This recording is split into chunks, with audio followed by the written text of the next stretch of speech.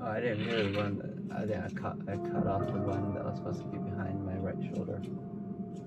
Left shoulder, sorry.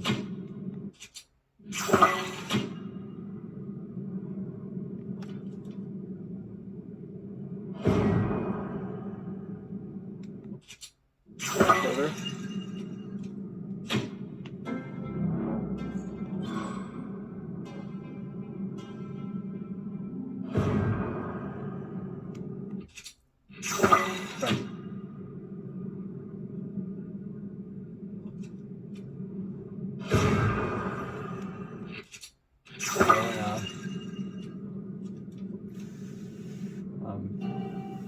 Front and then back.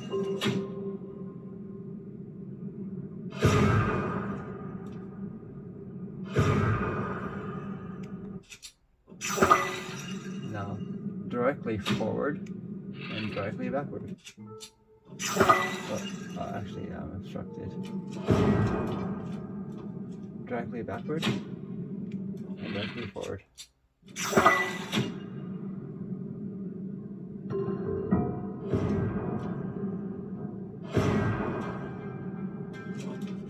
So at a distance, you're not gonna hear it as clearly as when it's close to you, of course. Because at a distance, low waves actually do reach you a lot more, they just reach you more than high waves. That's why AM travels farther than FM does. So that's why thunder travels, it doesn't, it sounds like a very low roar and then a crackle if you're really up close. High frequency sounds don't travel very far, in other words.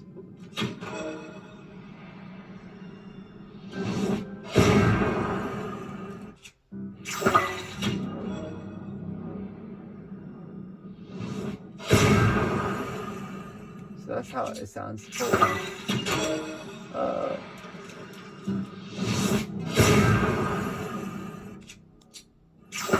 These are pressure concussion explosives.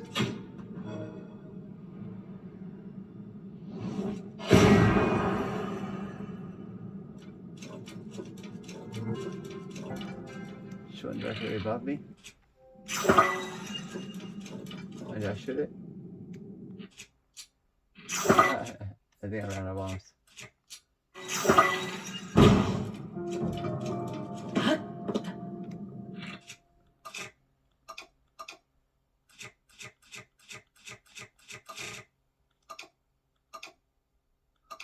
But some weird fancy stuff is it doesn't even make a sound. But people have been trying to make the game glitch by just doing all sorts of crazy sound effects happening everywhere at once.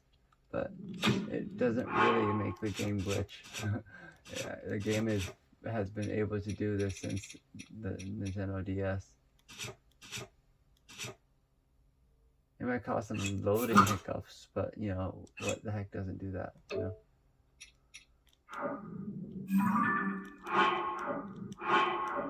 Like the loading would eventually. I remember back in the days, I used to be able to steal from the guy from Link's Awakening by saving right after I stole the bow. Or bought the bow, I mean. And so as he was counting down the rupees, I just saved and loaded so that he could only count down about 50 rupees before I saved and loaded. And so when I reloaded, I had 950 rupees. so he had to basically only charge me 50 rupees for a $999 bow. It's pretty rad.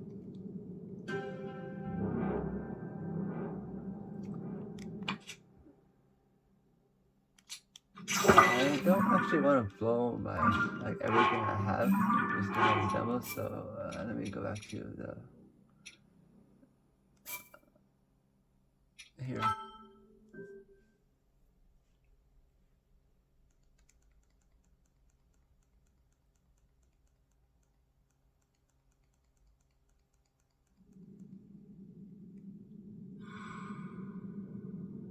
Oh, the thing disappeared. That's not good. I wanted to get that, so let's go past it.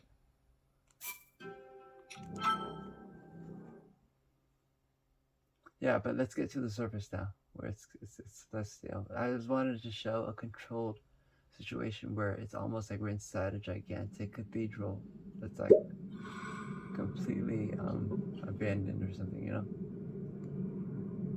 Alright, so let's go to the surface. I hope I'm not spoiling too much for anyone.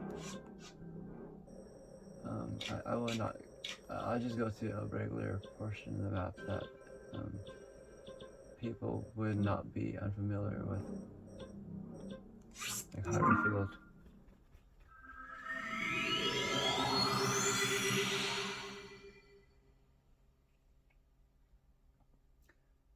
Yeah, but the ability to process Biphonic audio has been something that Nintendo has always needed, because like remember like even getting the sword from Ocarina of Time, how you had to like dodge that rock that was rolling blindly down the different corridors, and you could only use your sense of hearing to know whether or not it was gonna bash into you, or whether or not when you're chasing like Skull Kid in Majora's Mask 2. He's up in the trees and you gotta like shoot him with the arrow before he notices you have caught him. Okay, so this might be fun. So there's a chasm right there.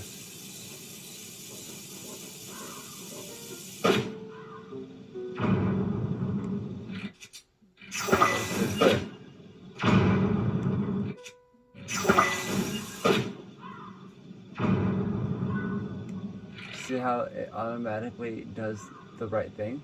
It automatically stifles the top end of the sound. Just like so we sound really well. So you hear the full high range frequency of the bomb on a flat surface. But when you shoot it into a chamber, all the high range frequencies end up bouncing around, and only the longest wave frequencies manage to escape.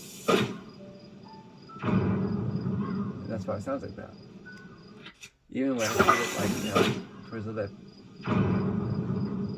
See how the bombs are like, the debris is like still flying out? The sound is still bouncing back and forth enough to cancel out the top range of the bomb. So if I shoot a bomb in front of me, turn around, same effect. You still get completely sound out of just two stereo speakers. Oh, he's warning me up with the gloom.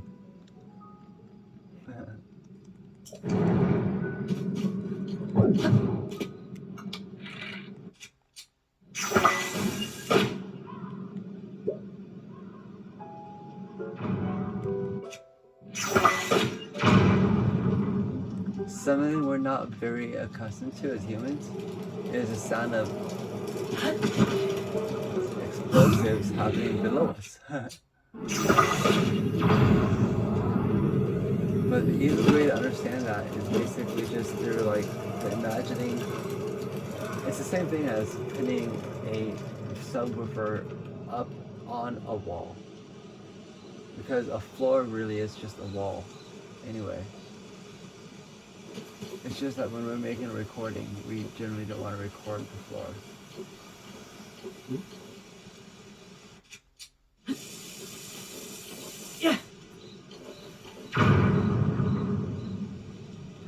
it sounds different.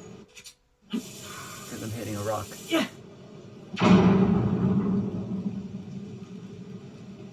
Versus if I'm hitting like this thing.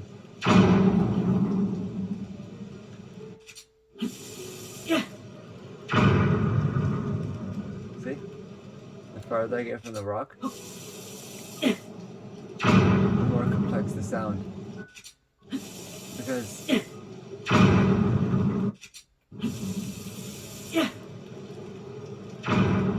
has to take into consideration all the angles of that thing in its acoustics.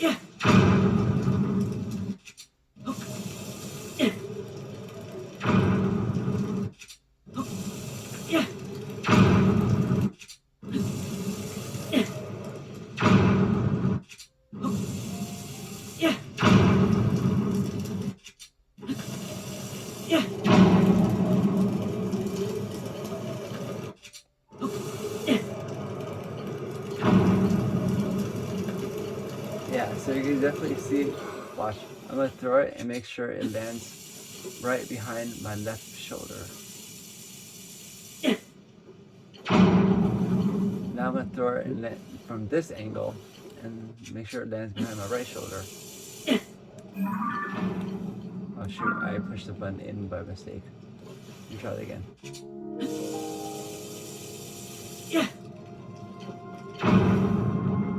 That was kind of hard to do. I'm going to use an arrow. There, like that.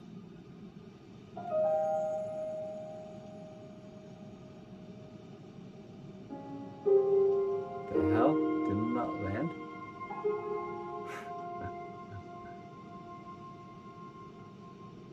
I don't know what happened to them all. Okay. Let's shoot it straight up. Actually, let's just throw it straight up. I'm just trying to be fancy. So I can throw it the other way too, but so if I throw it this way and I cross all the way over this way, you hear it actually coming from this angle behind my left shoulder to my right shoulder. So still again.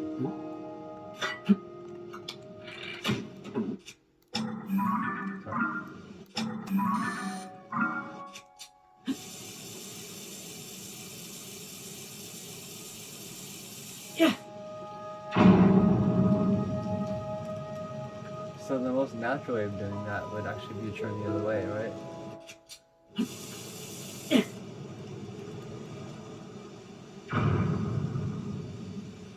That was to my side. So, face. Too close.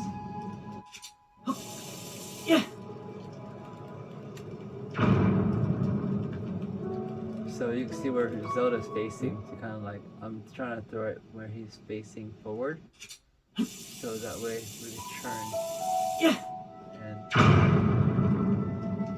judge by what angle he would be at.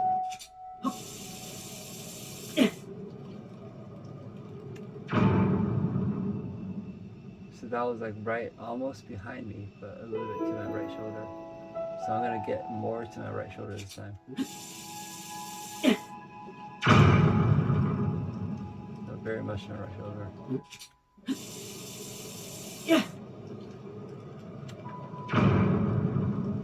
See?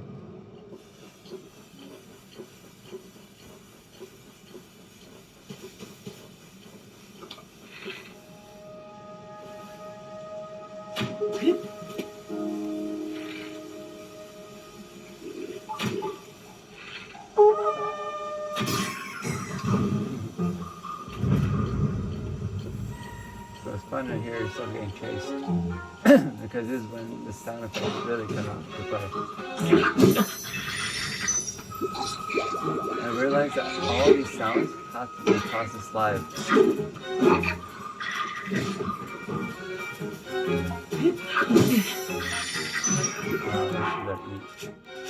I'm not gonna save or anything, but as well.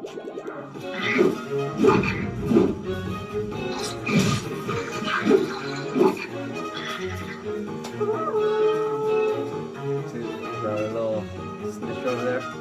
Oh, they have a cavern. Maybe a whistle in there.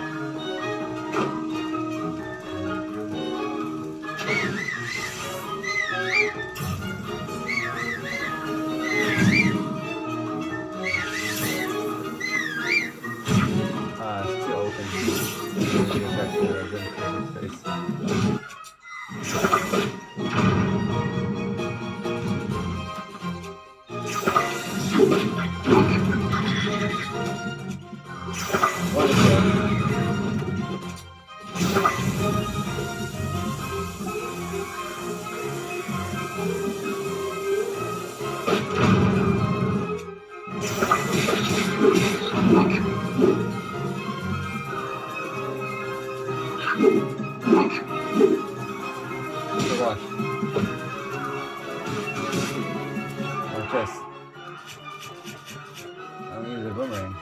Make things even more complicated.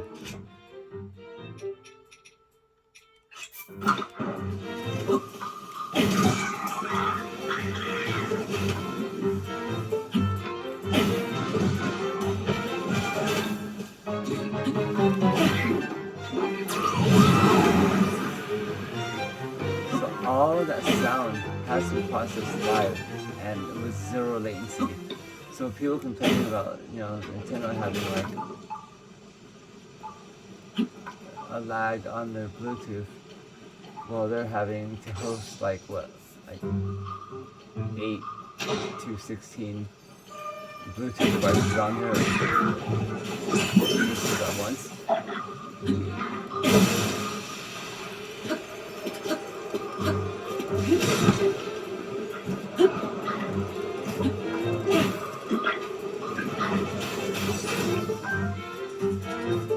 So yeah, the boomerang even helps you, so you know when it's coming.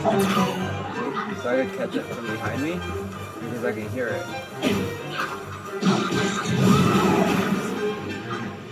Watch this.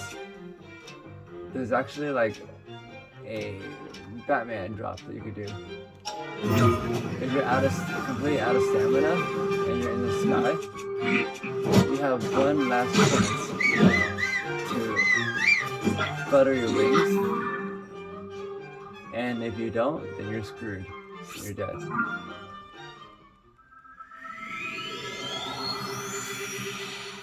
So after you run out of all your stamina,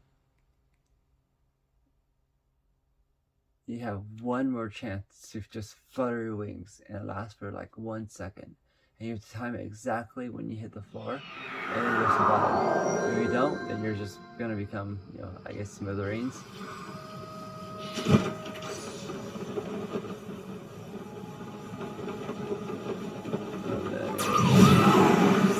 Let me just try to get rid of as much stamina as I can.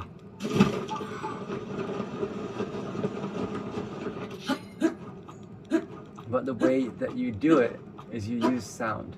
I'm using headphones right now. But listen. Listen. I'm pointing straight up right now. The easiest way would be to do this, but I'm pointing straight up right now. Just listen.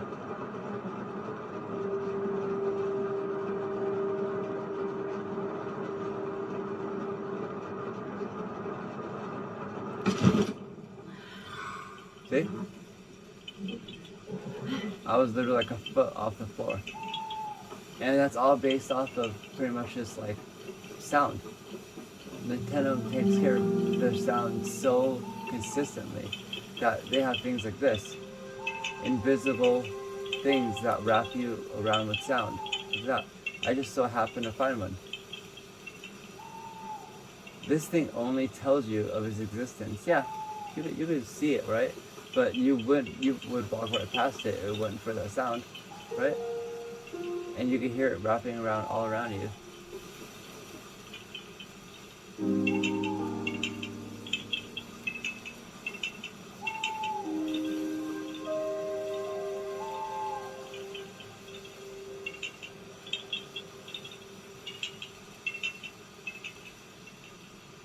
So yeah, what that is actually a Karok.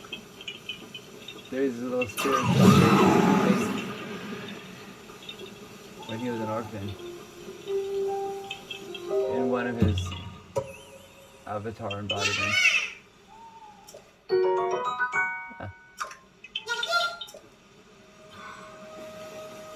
Yeah, but that's how important sound is in Nintendo.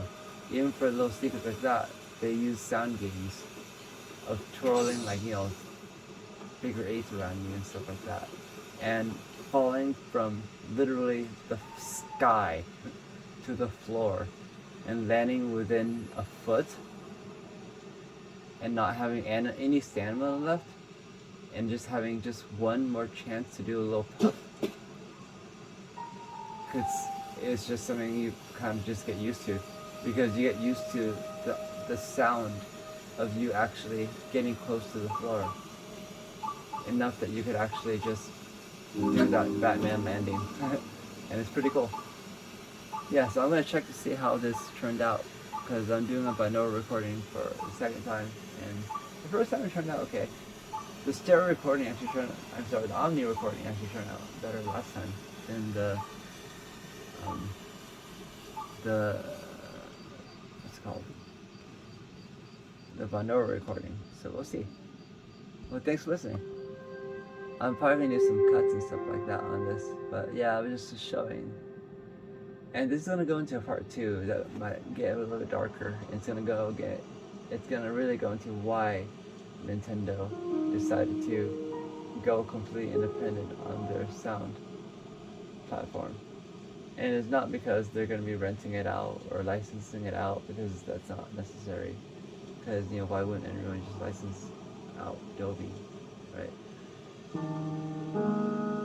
But yeah, I'll explain why Nintendo needed to have full independence of sound to have the full ability to express their sound exactly how they needed it to be. And thanks for listening.